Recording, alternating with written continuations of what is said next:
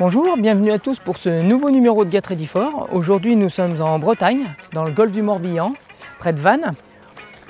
La préparation d'un ultra, et entre autres de The North Face Ultra Trail du Mont Blanc, demande vraiment une préparation très pointue, aussi bien sur la préparation physique que sur la préparation alimentaire, avant, pendant et après.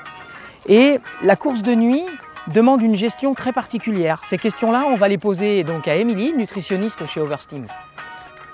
Mais dans un premier temps, donc, nous allons aller à la rencontre de Daniel, concepteur de la marque, qui va nous expliquer comment une petite entreprise familiale est devenue leader dans le monde de la diététique sportive. Allez, c'est parti!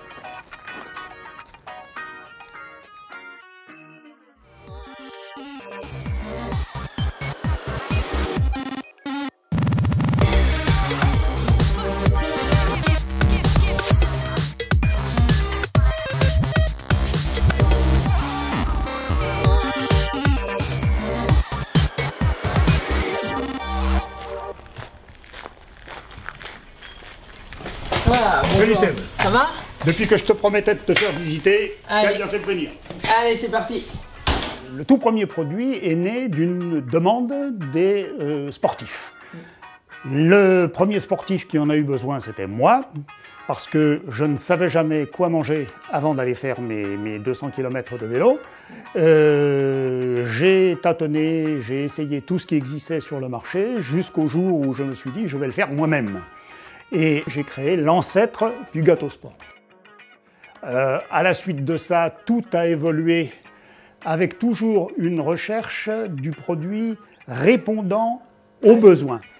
Ce qu'il y a de bien en plus d'avoir tout ce qui est conception, vous avez les chaînes de production aussi. Effectivement, après avoir connu diverses fortunes en matière de production, on a trouvé la solution, on a investi dans une unité de fabrication qui aujourd'hui nous permet de maîtriser complètement l'ensemble de la chaîne. Si tu veux maintenant, je vais t'emmener voir une charmante personne qui est notre diététicienne.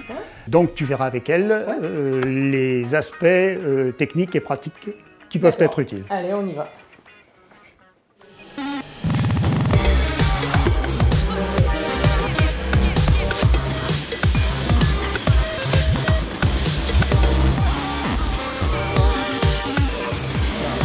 Le fruit rouge.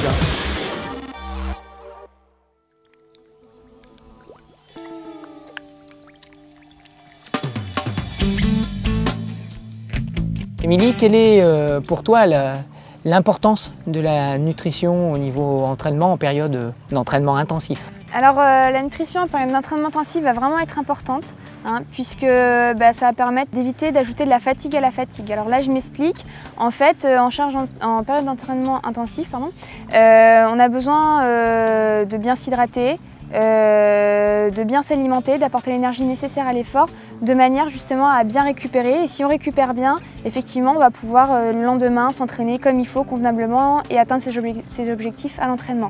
Au niveau du protocole alimentaire, le jour J, en fait, ce qui va être important, c'est de prendre en compte la particularité en fait de l'horaire de départ de l'UTMB. Ce que je conseille, c'est de faire un petit déjeuner traditionnel. Donc forcément, on évite les aliments qui vont être gras, qui vont être riches en fibres, qui peuvent être irritants. Voilà, il ne faut pas innover, on reste sur des aliments qui sont simples, connus, dont on sait qu'on maîtrise, comme ça on n'a pas de mauvaises surprises. Alors pour le déjeuner, on peut se contenter d'un repas aussi traditionnel, on va dire avec des choses basiques, un petit peu de riz, un petit peu de poisson, on évite les sauces, voilà, quelque chose de très simple. Et du coup, je conseille le gâteau sport, un demi à un tiers de gâteau sport, ça dépend de l'appétit de la personne, mais donc de terminer le gâteau sport vers 17h, 17h30, soit 1 heure minimum avant le départ. Et du coup, la boisson d'attente qui est riche en fructose et en maltodextrine, qui sont des sucres en fait qui s'absorbent très lentement, vont permettre de partir avec un potentiel énergétique optimal. Donc ça va être vraiment intéressant. Et bien sûr, de bien s'hydrater avant le départ. D'accord. Comment appréhender la nuit au niveau alimentation? Le maître mot, c'est vraiment rapprocher les prises alimentaires. Hein. D'accord. Donc habituellement, on conseille à peu près de s'alimenter, par exemple pour les gels, 3/4 d'heure à 1 heure. Alors là, même si on prend des gels, des barres, etc., il faudra toujours rapprocher les prises, on va dire 30-35 minutes. Il faudra toujours être vigilant. Et puis au niveau de l'hydratation aussi, il ne faut pas se laisser piéger. C'est pas parce qu'il fait froid qu'il faut moins boire. C'est pas parce qu'on a moins soif qu'on a moins à boire. Hein. Au contraire, moins besoin de boire. Donc au contraire, il va falloir bien s'hydrater régulièrement. Donc toujours toutes les 5 minutes, prendre une petite gorgée de boisson de manière à apporter l'énergie et à bien s'hydrater. Voilà. Donc, et pour éviter la monotonie, ça va être très important d'alterner les arômes, donc de prendre des arômes qui sont vraiment très différents, très opposés, hein, opter pour le salé et puis surtout de changer les textures. Donc on peut prendre du gel, repasser à une barre fruitée, voilà. L'idée c'est vraiment d'éviter que le train-train dans le ravitaillement s'installe. Plus on va avoir un ravitaillement, j'allais dire original, mais quelque chose qui change à chaque fois, mieux ça va aller. Sur du longue distance, ça va être très important, surtout avec des variations de température du coup, qui sont vraiment aussi importantes. Et qu'est-ce que tu peux donner comme conseil justement pour après l'épreuve, pour la récupération, pour vraiment avoir une récupération qui soit optimale et pouvoir, je dirais, pas repartir le lendemain, mais presque. C'est vrai, étant donné, on va dire, la durée de l'épreuve, physiquement, la récupération va vraiment être très très importante. Hein. De toute façon, au niveau de la récupération, il faut toujours agir sur 3 fronts. Donc tout d'abord, ça va être l'hydratation. Hein, sur un effort qui est aussi long, effectivement, il y a des pertes sudorales qui sont importantes, donc des pertes en vitamines, en minéraux, qu'il faudra compléter. Donc on se réhydrate bien après l'effort. Et puis, forcément, on refait ses réserves énergétiques, hein, donc ça c'est par la prise de sucre, hein, donc ça peut être par là une boisson de récupération notamment, qui elle aussi va apporter des protéines, et ça va être important pour régénérer le muscle. Donc voilà, il faut savoir aussi, et je crois que tu es un des sportifs qui justement opte pour cette option-là, il y a les BCAA, donc ça c'est très important chez le sportif pour la récupération. Donc ce sont des compléments alimentaires qui ont un intérêt particulier au niveau de la réparation musculaire. C'est-à-dire qu'à l'effort, surtout sur du longue distance, les muscles sont lésés, les fibres musculaires sont cassées, il faut les réparer. Les BCAA ont cet intérêt justement d'intervenir directement là où le muscle doit être réparé.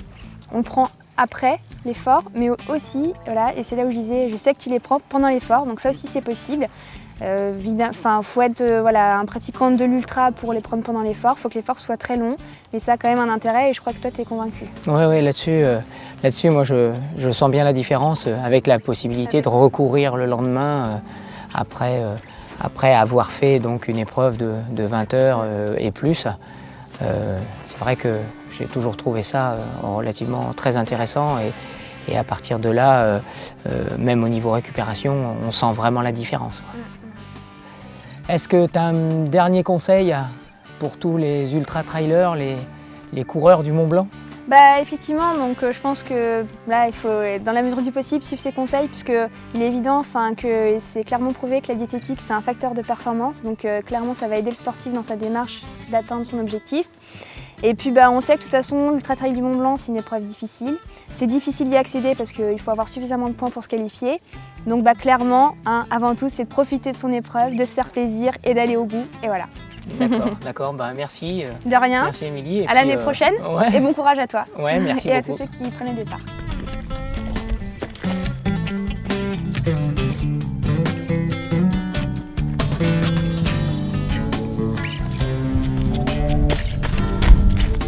Donc nous voilà au terme de ce Get Ready For spécial alimentation en Bretagne sur les terres d'Oversteam.